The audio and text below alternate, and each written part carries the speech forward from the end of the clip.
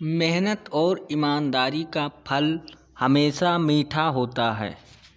पुराने समय की बात है, किसी राज्य में एक राजा राज करता था। राजा का स्वभाव काफ़ी अच्छा था और उनके राज्य की प्रजा भी राजा के कामकाज से खुश थी। राजा को केवल एक बात का ही सुख नहीं था और वह यह बात थी कि उसके कोई संतान नहीं थे।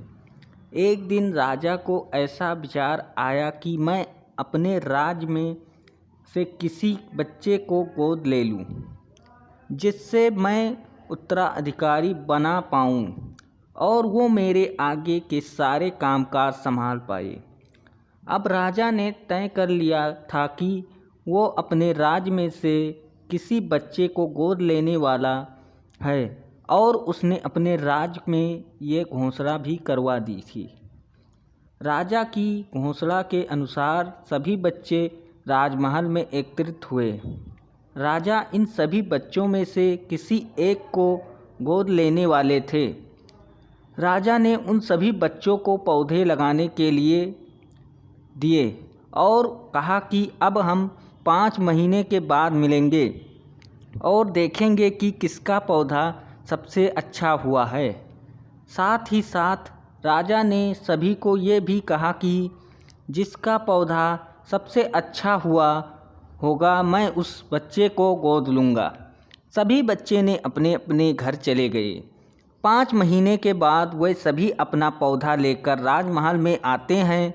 उन सभी बच्चों के गमले में बीज फूटे हुए थे, लेकिन उन सभी बच्चों के बीज में सिर्फ एक ही बच्चा था कि जिसका गमला खाली था, यानी कि बीज अभी तक नहीं फूटे थे।